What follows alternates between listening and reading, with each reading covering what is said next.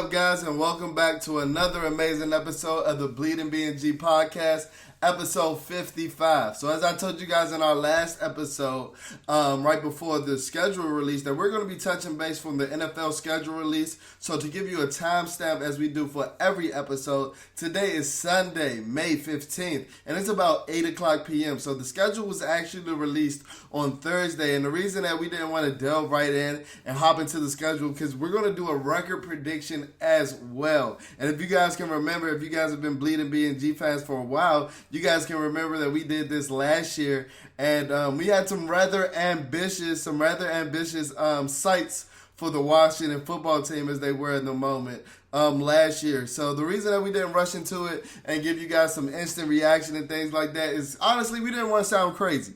We didn't want to sound as crazy as we did last year. I think last year we had us winning somewhere around 12 games with Ryan Fitzpatrick as our quarterback and things like that. So we didn't. I wanted to sit back. I wanted to delve into the schedule, and I wanted to give you some BnG expert analysis. But before we do that, if you're checking us out on YouTube, be sure to comment, be sure to like, and be sure to subscribe. I'm seeing that subscription count rise with every video. I'm seeing our view count rise with every video. I'm loving the interactions. And be sure to keep it up because, like I said, we love chopping it up with our Washington Commander community. And we're trying to get to that 1K number. We're trying to get there before the season. And we're trying to hit 500 before the training camp. And if we keep going at this rate, I don't see why we can't. So we're going to keep pushing out these content, some amazing content over at BnG because, as I said in our last episode, football season is right around the corner. I'm getting allergies. My sinuses are acting up. So that's how I know. That's how I know. The spring is here and the summer is right around the corner. So Richmond, Ashburn, wherever training camp is going to be, it's right around the corner. It's what we're within the 8-week span in the training camp. So I'm excited for football, and be sure if you're checking this out on any podcast platform, but specifically Apple Podcasts or Spotify, be sure to leave a rating and review. Let's finesse these algorithms so that when you're searching anything Washington Commanders, BnG is the number one content hub that comes up. We're trying to finesse these algorithms because we're trying to give you the best content on the Washington Commanders over here on this digital airspace. So before we go ahead, we're going to delve into the schedule preview and this record prediction. But before we go ahead into our record prediction, I actually want to talk about some things that I took away from the schedule just off initial glance and things like that. So the first thing that I wanted to touch base on regarding the schedule and things like that is that we only have 2 primetime games. And I was wondering if this is a pro or a con, and I'm leaning towards regarding the Washington football team, the Washington Commanders. I think that, with our history, I think that this can actually be a pro because, we have struggled on primetime football, whether that be, over the course of any regime, over the course of the last 20 years, like I've said with a lot of the issues regarding the Washington Commanders, the only common denominator is Dan Snyder, but another common denominator throughout regimes is us struggling on primetime football. So in that aspect, it's a pro. One of the reasons that, I was kind of down on it is that, we all love feeling like, our team is the talk of the town for that night. We love feeling like all eyes are on our team, and we love feeling like our team is, performing on the biggest stage, whether that be Sunday night football, Thursday night football, Monday night football, or whatever the stage may be. Primetime football is primetime football. So I was kind of bummed at the fact that we only had 2 primetime games, but in the case of, our history, without, not performing and not playing up to primetime performances on primetime football, if you look at our course, especially Monday night football, if you look at our record over the course of the Dan Snyder era, our primetime record is horrible. And if you can just look at our games that we had last year, they're coining our game against Dallas. Well, I think it's too soon. They're coining that the Sunday Night Massacre, kind of a playoff our 2010 Monday Night Massacre against the Philadelphia Eagles. So if you got 2 games named after you within a decade, just based off of primetime games, that's just not your time slot. That's just not your time slot. And while the only cons of it is that I love watching primetime football. I love having those are the best announcers week in and week out. Those are the lead announcers, so you're often getting the best analysis and things like that. But it's nothing that I'm going to sit and pout about, because I do like the rhythm of having more of our games at Sunday at 1:00, because I think that that's football time. That's always football time, no matter if your team is playing or not. That at 1:00 on Sunday, you lock yourself in your man cave, you lock yourself in your basement, or wherever you watching football. That's football time. So I do like the rhythm of that, and Washington has a slew of 1:00, 1:00 Sunday afternoon games. So I think that that kind of goes with us not doing as well as ratings. As far as us not living up to the ratings that we have in the past. We were one of the biggest markets in the NFL for decades, but us struggling to sell out the stadium, us struggling to get ratings on TVs and things like that. The perception of this franchise has changed tremendously. So the first thing that I noticed was only 2 primetime games. Another thing that I noticed that is we have 4 instances where we play opponents on shorter rest. We play opponents on either 10-day rest or longer, while we're playing at either 7 days rest or shorter. And those instances are week 10 against the Atlanta Falcons, week 13 against the New York Giants, week 16 against the San Francisco 49ers, and week 18 versus the Dallas Cowboys. And like I said, there's other NFL teams that also have these instances and also have to experience this with their schedule and things like that. I wanted to say that the only things that I noticed it, the things that are positive. Oh, excuse me, I said week 10 against the Atlanta Falcons. That's actually week 10 against the Philadelphia Eagles. The biggest thing that I noticed with that is 3 of those instances are against divisional opponents. This is something that we faced last year.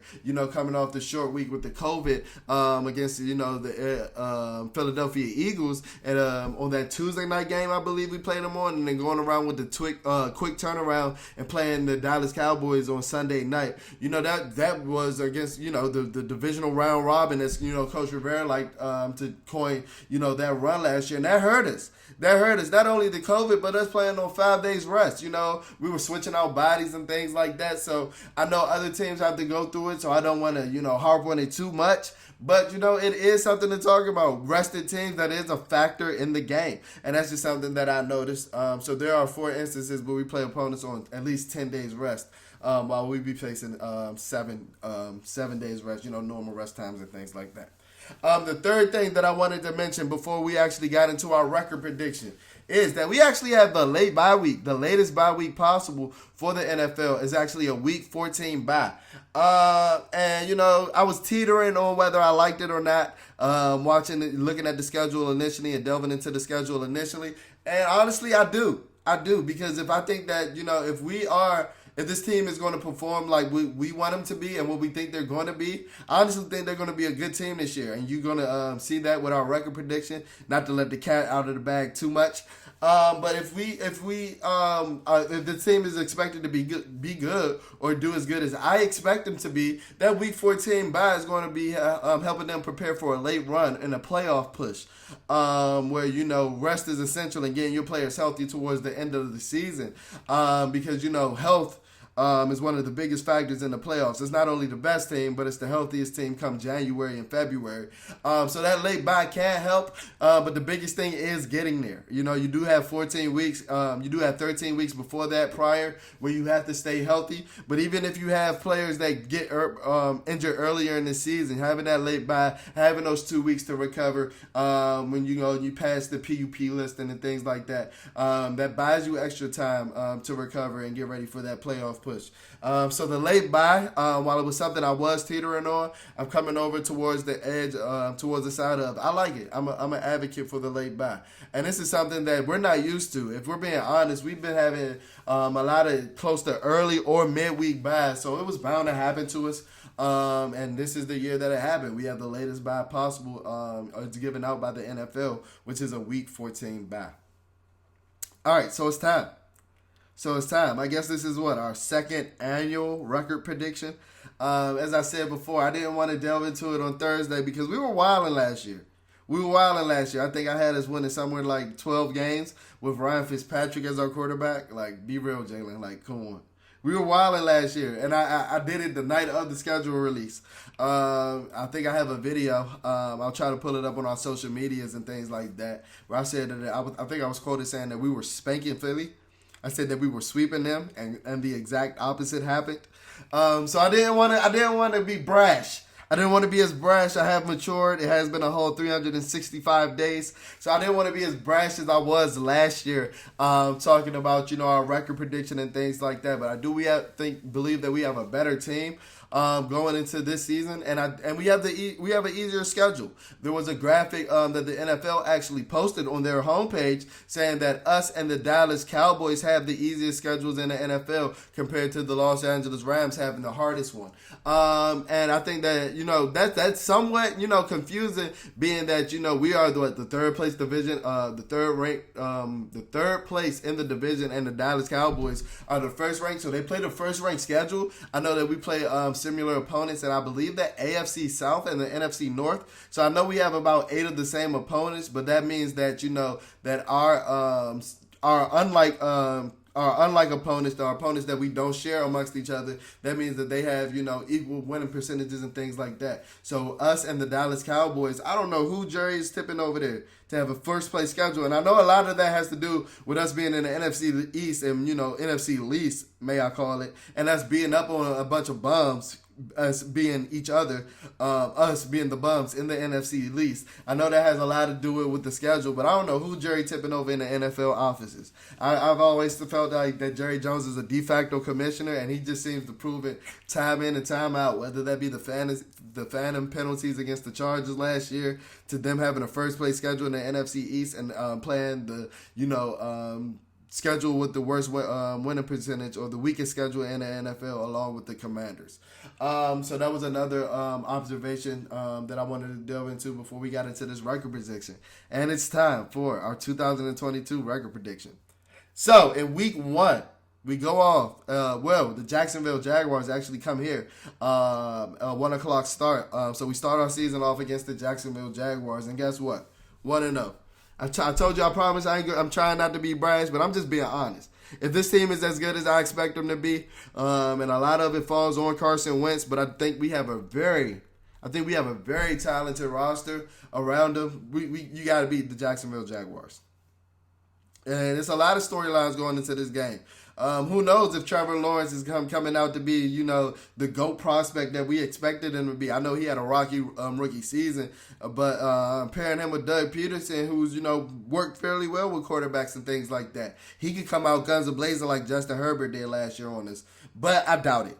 I think that this defense is coming to play. If you heard Coach Del Rio's interview with Julie Donaldson, he said that he expected the defense to, start off early this year and not, have to play catch up in week 6 and week 7 and things like that. I think that this defense is going to come to play. And like I said before, it just comes down to if you want to be the team that we expect them to be, and a lot of people in the Washington Commanders community is fond of this team this year, this team as a whole. So if we want to be the team that we expect them to be, you got to be the Jacksonville Jaguars. I don't care who they have on their roster. You get to spank Brandon Sheriff, him coming back, his first game as a non-Washington Commanders against the Washington Commanders. Spank that man. I want John Allen whipping that man all game. I want you in Trevor Allen's face. I want Chase Young playing all in for week 1. A la RG3. I want bombs to Terry McLaurin. I want bombs to Diami. That's when you start off guns a-blazing. Because guess what? In week 2 against the Detroit Lions, at the Detroit Lions, you're spanking them too. We have a great chance to start off very hot at 2-0. Because honestly, we're playing bums. I know this is a year in and year out league, but guess what? You know what stayed consistent? Detroit and Jacksonville have been bums. I know we've been bums too, but guess what? That's like picking between the tallest midget, and we're the tallest one. So if we expect this, I'm going to keep harping on it. If we expect the team to be the team that we expect to be this year, you got to beat teams like the Jacksonville Jaguars and the Detroit Lions. It just is what it is. They're not even going to be having a guy like Jameson Williams. I doubt it. I doubt that he's ready by week 2 in the season. So you're going to be playing a team that, was picking early in the draft, year in and year out. Like, we have a great chance to start off 2-0. We have a great chance to start off 2-0 going into our game against the Philadelphia Eagles in Week 3 when they head to FedEx Field. And guess what? I got us beating them too. The first game of the Carson Wentz redemption tour.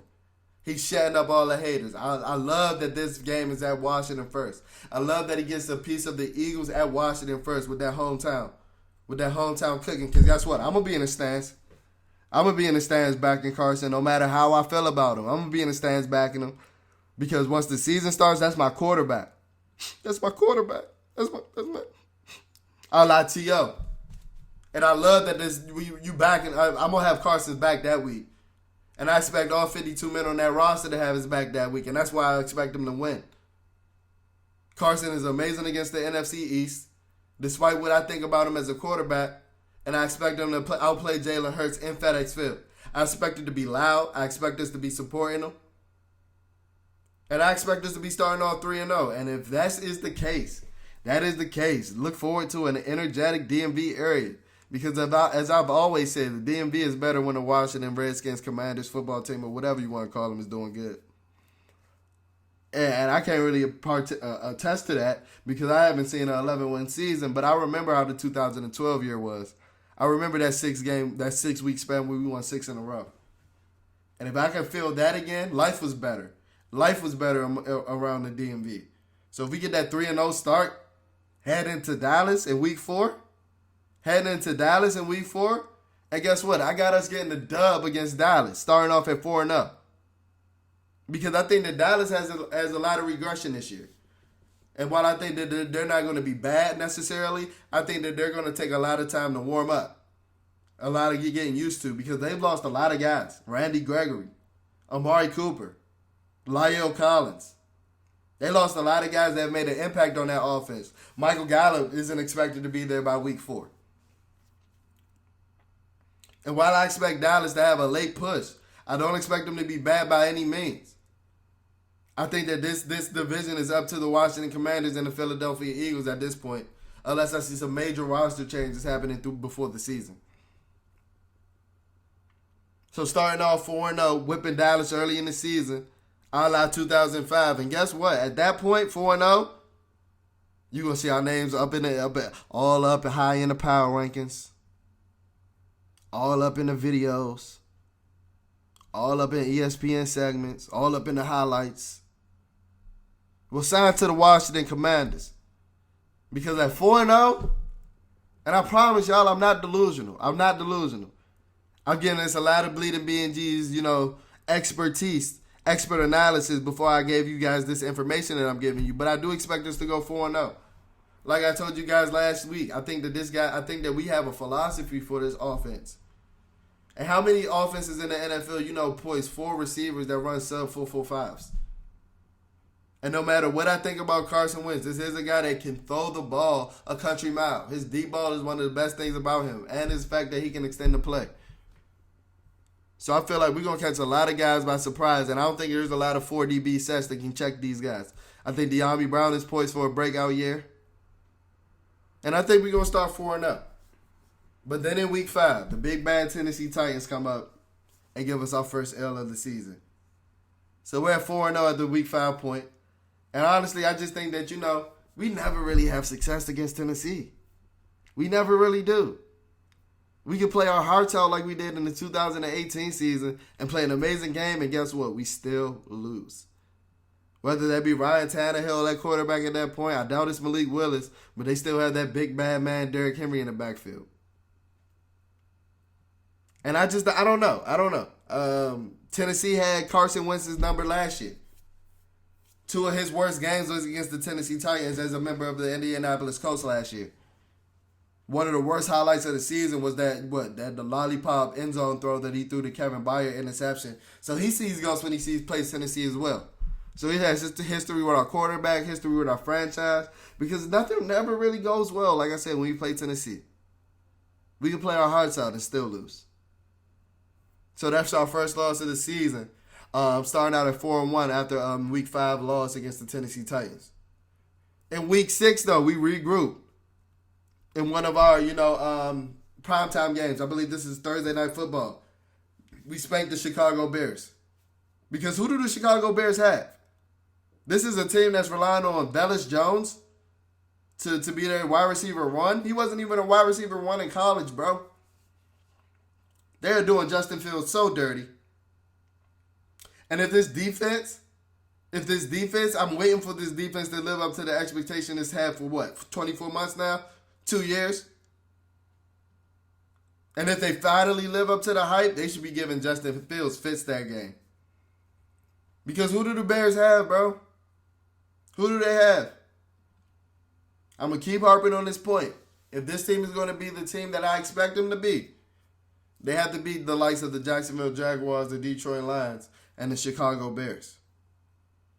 So we're 5-1 at the week 6 after our week 6 dub against Chicago. I may look to go to that game. I heard the Chicago's nice in the fall. May look to go to that game. If you're going to that game, let me know. May look to pull up. May pull up the Soldier Field. Now going into week 7, that's an L against the Green Bay Packers. Now, no, I've heard the talk, and it's very true. It's very true of how successful we've been against the Green Bay Packers at home, whether that be the 2010 season, whether that be the 2016 season, a day I remember quite well. That was the day before my birthday. I remember Kirk going crazy, throwing bombs left and right, showing arm strength that I've never saw Kirk Cousins have before or since, torching the Green Bay Packers in 2016, or whether that be in 2018, Paul Richardson or the ghost of Paul Richardson making one of the few plays that he made as a Washington Redskin.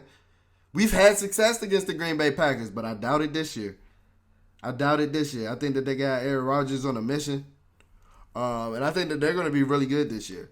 And I think that, this is going to just be a speed bump, on the road to, wins. I can't tell you how many wins we're going to end up with. I can't let the cat out of the bag too early. So we're 5-2 after a week 7 loss against the Green Bay Packers at home. But, and this is some fire. This is some super hot fire. Going on our second stop of our Carson Wentz redemption tour. Week 8 at the Indianapolis Colts. We spanking them too. You know why? Because the Colts aren't that good. No matter how they try to, I wasn't really. But Indianapolis has really been trying to, or the beat writers and the media over at Indianapolis has really been trying to sell you that Carson Wentz was the issue when that team wasn't really good. You had Darius Leonard just a couple weeks ago talking about how he didn't want to play football last year. Quentin Nelson was in and out of the lineup. T.Y. Hilton is washed. He's so washed. I think he got gray in his dreads. The tight end position sucks.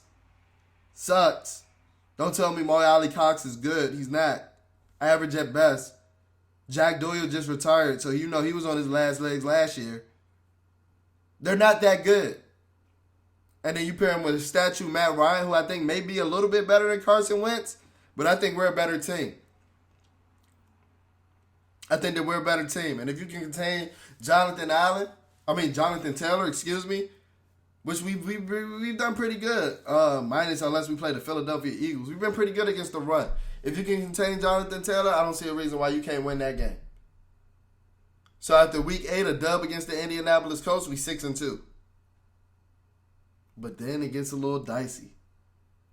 Week 9 against the Minnesota Vikings, Kirk comes to FedEx Field and gives us an L. Puts up an L on our heads. I think that we just feel ourselves a little too much. And Washington is always due for some early season disappointment, no matter how good we start the season. Whether it be 2008 starting at 6-2, whether it be 2018 starting at 6-3, and not making the playoffs in either of those years. Washington is always good for a little letdown, and I think that this is a spot where, this may be a trap game. I can see a potential big game from Dalvin Cook in this game or a big game from Justin Jefferson. Because I think the Minnesota Vikings are going to be good this year. I think that they take that leap with Kevin O'Connell. I think he's going to open up the playbook because they have weapons. I think a guy like Irv Smith might break out for them this year. So that's an L and potentially a shootout against, Kirk Cousins and the Minnesota Vikings. So after week 9, we're 6-3. 6-3. What is that, a 6.66? Oh, excuse me. But I think that's a 6.666 winning percentage, winning 2/3 of your game. And then at that point, you're still riding high. But then, the third stop of the Carson Wentz redemption tour, week 10 of the Philadelphia Eagles. he takes his first L on the Carson Wentz redemption tour. He loses at Philly. I think while, we're 6-3, I think that, Philly is ruthless, man. Them Philly fans are ruthless. I think that, Carson may be a little content with getting a dub here. I think that he may not hold the animosity as close to him as he does in the Week 3 matchup. And I think he may let, those ruthless Philly fans get in his head, because he did have, all those traumatic experiences at Philadelphia, at the Link. So I think that, he may see some ghost of Christmas past, per se. And struggle in the third stop of his redemption tour. So we take an L against the Philadelphia Eagles. And I also think that, like I told you guys earlier, I think that us and Philly are the class of the division. So us splitting a series with them isn't nothing to scoff at at all. But that winning loss record is now getting closer to 500 at 6-4 after Week 10. But after that, in 2 weeks, Week 11, Week 12, I'm going to just group these together. The Houston Texans and the Atlanta Falcons, we spanking them, both of them. Both of them ended up at 8-4 after 12 weeks. Because guess what? Just as I mentioned with the Jacksonville Jaguars, the Detroit Lions, and the Chicago Bears before, if you want to be the team that we expect to be, you have to beat the Atlanta Falcons, who are rebuilding, and the Houston Texans, who are starting Davis Mills and nobody else. Nobody else. We have a cupcake schedule. There's a reason why this is the weakest schedule in the division. In the NFL. In the entire NFL, excuse me. And if you want to be pushing for the playoffs, you have to be beating the Atlanta Falcons and the Houston Texans. So guess what? 8-4 after 12 weeks. And guess what? 9-4 after 12 weeks, because if you want to be the team we expect, you got to be beating the New York Giants. I don't care who they drafted. They're still expected to be boo-boo because they're starting Daniel Jones. So I expect us to be 9-4 after 13 because we spanking the Giants. We spanking them. We spanking them. We spanking them so we can kick our feet up, sitting pretty in the bye at 9-4. Torching them. They just released James Bradbury. Who they got to check any of our receivers? I don't think their best corner can check De'Ami Brown at this point. Damn sure can't check Terry McLaurin. And Carson Wentz torches the Giants week in and week out. Year in and year out. Just look at his record against the Giants while he was in the NFC East. Then we go to the bye, as I mentioned, sitting our feet up, sitting pretty. And we coming back from the bye at home, spanking the Giants again. Get the broom out, because we about to be sweeping them boys. We sweeping them boys. They suck. They're going to be the doormat of this division again. They're going to be the doormat of this division again. Saquon can have 2,675 yards. I don't care. They don't have the quarterback. They're trying to trade Kadarius Toney. Their defense took a hit last year. They just got rid of their best corner. They suck. They're rebuilding. They're looking to get Bryce Young or C.J. Stroud. So just as I mentioned with the Atlanta Falcons, with the Houston Texans, with the Chicago Bears, with the Jacksonville Jaguars, and with the Detroit Lions, if you expect to be the team you expect to be this year, you beat these teams. There's a reason why they gave you the weakest schedule in the NFL. So that's 10-4 after 15 weeks.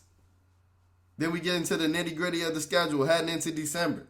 Well, we're already in December, but heading into the holiday season. Week 16. Christmas Eve. Loss against the San Francisco 49ers. This is the furthest trip that we have to take all year. And you know Kyle Shanahan wants to beat us every time that he gets a chance. And while we did beat them in 2020, that was in Arizona, I think facing them in San Francisco is a whole different beast. I think that Debo's going to end up staying with the San Francisco 49ers. I think by week 16, Trey Lance is going to be finding his footing. And I think they're going to be clicking on all cylinders as they are always late in the season. Even if you look at the years that San Francisco has struggled throughout the year overall, they do well late in the season. And I think that, with this being our, furthest travel, being so late in the season, this is going to be something we have to get acclimated to late. And I think that, this is just going to be a tough spot. And I think that the San Francisco 49ers are going to be good this year. So that's an L. So that leaves us as what? 10-5 after 16 weeks. 10-5. Heading into week 17, we face the Cleveland Browns at home with their new quarterback, Deshaun Watson.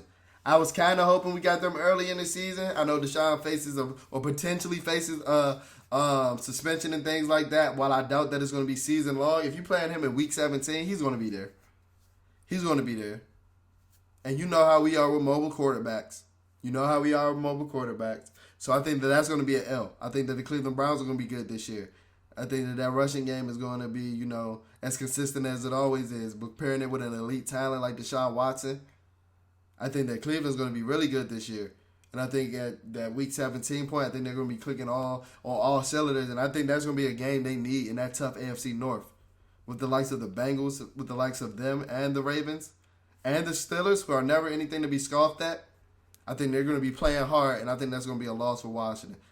So they're 10-6 after week 17. And then the season finale.